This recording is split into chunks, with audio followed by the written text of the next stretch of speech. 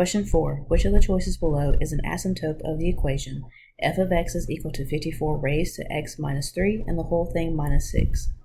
So when you have an exponential function and its graph, remember you have a key point of 0, 1, and then you have an asymptote of y is equal to 0. That is before transformations.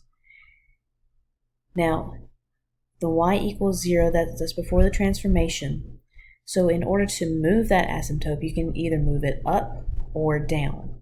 And in order to change that through a function, a written function, all you have to do is either subtract a number or add a number to the entire function, not just to the x values.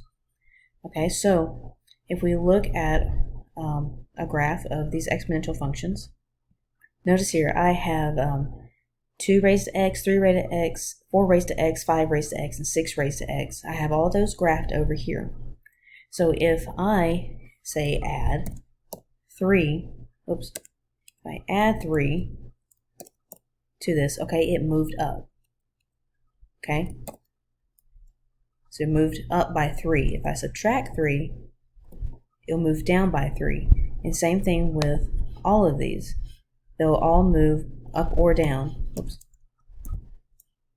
depending on what I add or subtract to the entire function. Okay, so all those move down 3.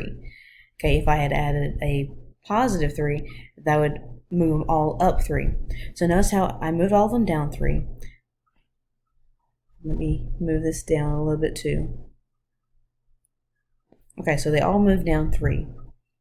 So notice, what is my asymptote now? Well, if I put in y is equal to 3, well, that's up here. That's not it. If I put in negative 3, well, there it is right there. Okay, so whatever number is tagged on to the entire function, well, that's going to be your asymptote. So if we go back to our question, f of x is equal to 54 raised to x minus 3 and the whole thing minus 6. Well, that's the number that's tagged onto the entire equation, is minus 6. So that is going to be your final answer. So y is equal to negative 6 is your asymptote for that equation.